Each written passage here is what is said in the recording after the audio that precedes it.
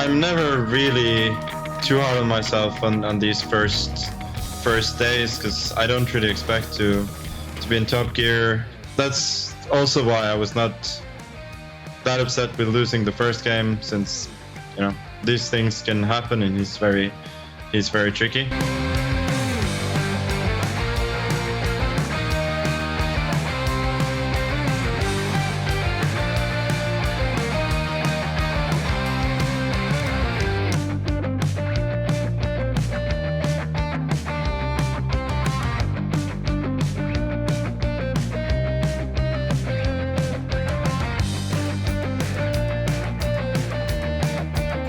What does it mean to you? I mean, to be through to probably the quarterfinals here with some of the best chess players in the world.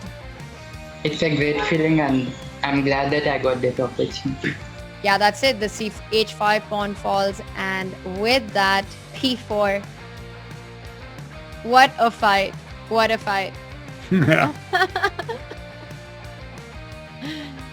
And there we have it, the two players after the epic fight relieved. Magnus Carlsen there just so relieved with this Blitz playoff, because the way the rapid portion went today was definitely a setback for him.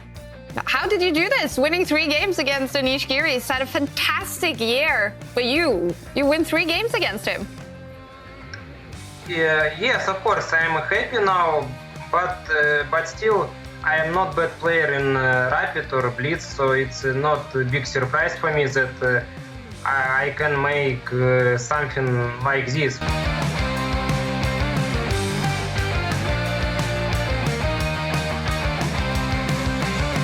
After the preliminaries, I was a bit tired, but I'm fighting. So, when you fight, you get chances. So I'm looking forward to the finals, so I'm very happy. Goldmoney Asian Rapid, a tournament with a lot of twists of events and unexpected results, I have to say that. In the final, we have Levon Aronian against Vladislav Artemiev.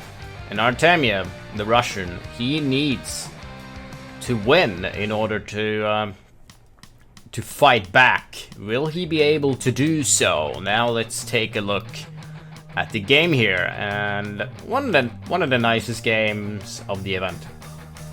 d4, g6 from Artemiev, a natural choice if you want to win. e4, bishop g7, and Levon Aronian goes for knight of 3.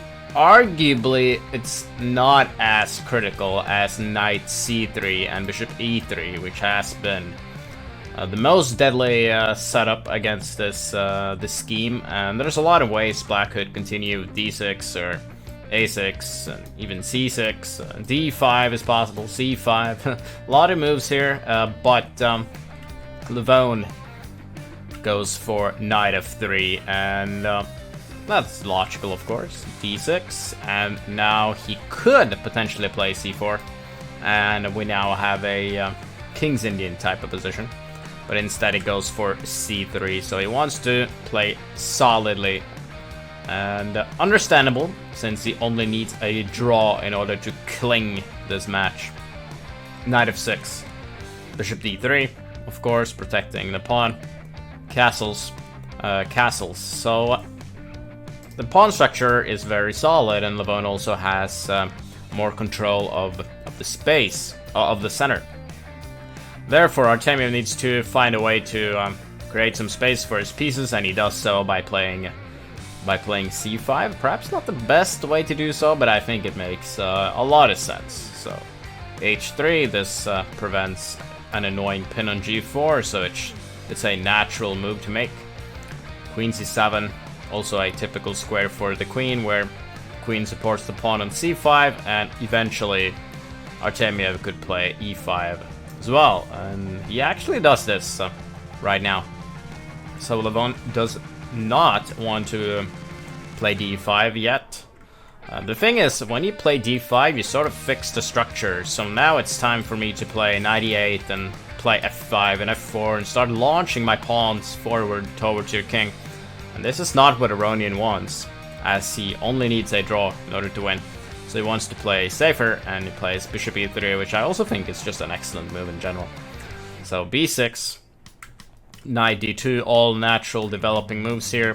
Knight c6, rook c1, the rook is placed against the queen. Rook e8, Artemiev needs to find something to do. And Aronian as well, and as a matter of fact, now that this rook has moved, Aronian thinks it's time to play d5 and strike in the center, and that is certainly sensible. But you do allow black to get the desired pawn structure that he wants, so now that the pawn stands on d5, I can start pushing f5, and it's also none of the usual queenside play that white normally has here, because the pawn is on c5, so very interesting decision. But in Aronian's defense, it's gonna take a long time until Artemiev's forces will be launched against white's king. So Aronian is one step ahead. He goes for b4, grabbing some space, and Artemiev has no time to waste. He plays knight d7, and he gets ready for f5 here. Knight f1 by Aronian, and we notice now that the bar is going down, and it's very interesting that the bar is going down after knight f1, which I do think is a natural move. Aronian wants to place the knight on g3, making f5 a bit more difficult for Artemiev to achieve. However, it was actually better to just play knight c4, and let's say that I play f5 right now, then I could actually play knight g5, and now you have severe problems here with knight e6, for example. And if you play knight f6, which is natural, guarding the square, I could, for example, capture here, and then make use of this knight by playing f4. So this is pretty, you know, engine-ish, I would say, or complicated, considering, you know, the low time that these players have. Aronian probably would have seen it in a standard game, but with short time control, it's not that easy to evaluate. So knight f1 is the human move. And Artemiev decides to block things here. And I think that's a good way to proceed. Bishop c2 and f5. The attack has begun, but is it going to be enough? Well, Aronian takes. Artemiev decides to take back with the g-pawn, and we see now that the bar is going up again. Why did not Artemiev take with the knight? That's a very good question. And I honestly think that he just thought that this is simple to handle for white. We now will get the e4 square for the knight, and it's hard for black to create something. So I think white's better here too. So g takes f5 makes a lot of sense. You're keeping these pawns, but unfortunately, Artemiev's position is just too loose. There's too much going on here. So e4, and well, the move that Aronian plays here is pretty outstanding, but the thing is, we're attacking the knight, but are we actually attacking the knight? And Aronian, he's saying that we're not attacking the knight. I can simply ignore what Artemiev is doing. Pretty nice move if you ask me. If we move the knight, however, it's not as easy. After knight e5, and I have knight e3, I have rook f8, I have a lot of things. Probably still good for white, I just think it's not very easy to tell. But knight g3 is an absolutely fantastic move, and things are loose here. We're threatening to take on f5. Afterwards, knight d4 could eventually come next. Knight h5 could come. A lot of things could come. So Artemiev, he goes for it. He takes the knight. Knight takes f5. And, well, the rook is pinned. So we have to get rid of the pin. We have knight e5. And I'm currently just a piece up. How are you gonna respond, Aronian? And Aronian decides to take on g7. King takes. And now you should pause the video and see if you can find the right move. And the right move is the brilliant rook takes e5. And when I take back, d6, and there is a beautiful little fork here. Everything is working out for the Armenian.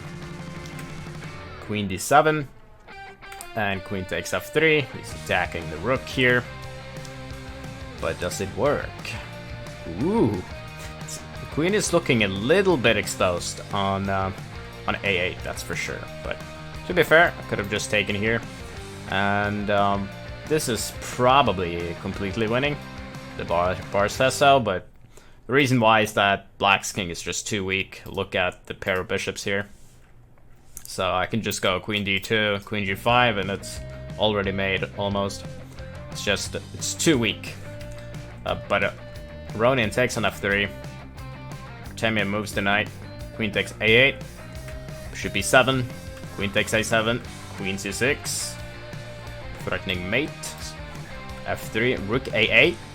What's happening now? Aronian's queen is trapped. Has he missed something? Well, actually, he hasn't missed anything because he has this beautiful little trick, d7. Actually, it's not losing if I take here, but it's better for black, of course, but it's not completely lost, which is quite amazing, if you ask me. But of course, d7 wins instantly, and after queen takes d7, queen takes b6. Artemiev doesn't win any material, and he has too few pawns in order to have any hope of surviving here. So there's no, there was never any doubt that Aronian would take this.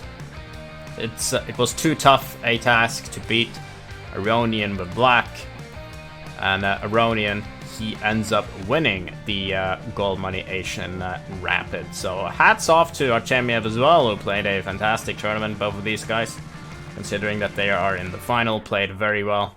Aronian also bounced back against Magnus, quite incredible indeed. And congratulations to Aronian for a well-deserved victory of the Goldmoney Asian Rapid, and we will see you in the next tournament in the Meltwater Champions Chess Tour 2021.